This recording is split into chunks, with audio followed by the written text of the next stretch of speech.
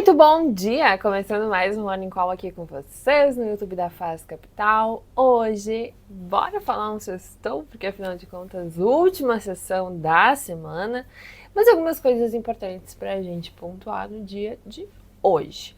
Hoje, então, que é dia 17 de novembro de 2023, e se a gente bobear, o ano já passou, gente. Tá passando muito rápido mesmo. Bom, mas a gente ainda tem reuniões de política monetária para acontecer, isso sem dúvida nenhuma, como eu tenho comentado nas últimas semanas, é o que tem dado tom aí para os mercados, principalmente em relação aos Estados Unidos. Então, já que a gente está falando do mercado americano, bora começar com as bolsas de lá nessa manhã. Bom, os futuros de Nova York nesta manhã vão apontando para uma abertura positiva, com os rendimentos do Tesouro aí, ampliando as quedas da sessão anterior que a gente viu.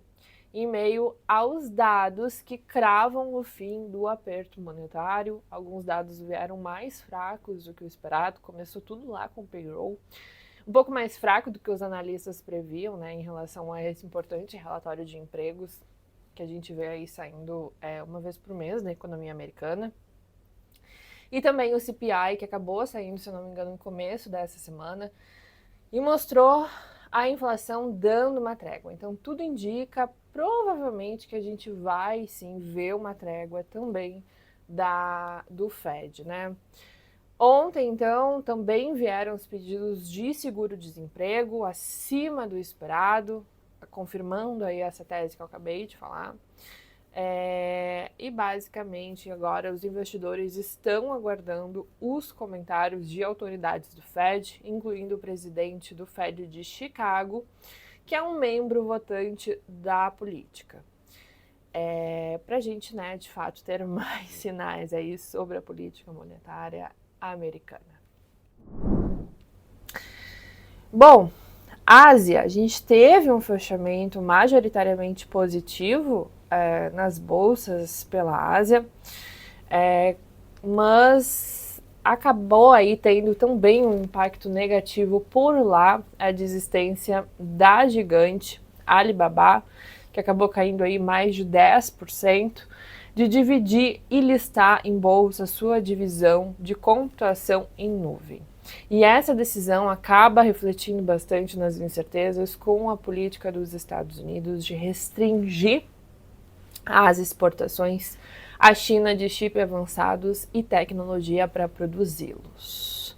Nada de novo no paraíso, né? E Hong Kong teve o pior desempenho da sessão, mas acabou acumulando uma alta de 1,46% na semana.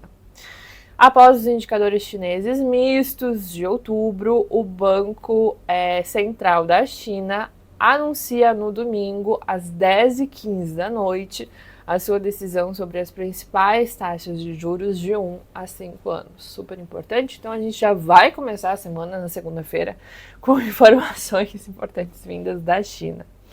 E a Bolsa de Tóquio, então, chegou a cair na sessão, mas acabou também fechando em alta, com recuo dos juros longos, em sintonia com a das Treasuries na semana. O minério de ferro acabou caindo 0,42% em Dalian. E comentando rapidamente sobre os principais fechamentos por lá, a gente teve o índice Nikkei subindo 0,48%, Hong Kong caindo 2,12%, e o principal índice da China, o Shanghai Composite, acabou subindo 0,11%. E começando com a Europa abriu positiva, muito em linha também com os futuros de Nova York nessa manhã, com apetite aí por risco, estimulado pelo recuo dos rendimentos dos Treasuries. Bom, vale também lembrar que, obviamente, a Europa também vai estar acompanhando essas novas falas de dirigentes do Fed, que vai testar aí a consolidação, então, das apostas desse fim de ciclo de altas dos juros por lá. Vale comentar um pouquinho sobre o petróleo, que vai ensaiando uma recuperação aí após o tombo de quase 5% no dia de ontem. mas a desvalorização recente da commodity trazia aí otimismo com a leitura final da inflação europeia de outubro, que acabou se confirmando com queda na margem maior que a projeção, e Londres vai liderando os ganhos. E por fim, entrando aqui no nosso mercado, hoje a gente tem uma agenda um pouco relevante por aqui. Deixa eu trazer aqui para vocês, a gente tem o IBCBR de setembro, a gente também tem o IGP 10 de novembro e a participação do Roberto Campos Neto em uma live do Valor Econômico. Ele vai falar aí um pouco, o mercado está aguardando, porque de fato o presidente do Banco Central, né, deve apoiar a decisão de manter o déficit zero anunciada pelo governo após o Copom ter alertado para os riscos que uma mudança de meta poderia trazer para expectativas e a trajetória de queda da Selic. O mercado, mesmo sabendo que esse assunto não acabou e que pode voltar ao início de 2024, muito provavelmente vai voltar à pauta e as preocupações dos investidores domésticos no começo do ano de novo, gostou de ver que o ministro Haddad levou melhor sobre a ala política no primeiro round. Ou seja, Lula acabou acatando, né? Vamos ver o que nos aguarda aí os próximos capítulos dessa pauta política econômica, e eu vou ficando por aqui. Até segunda-feira, já provavelmente com bastante coisas para comentar.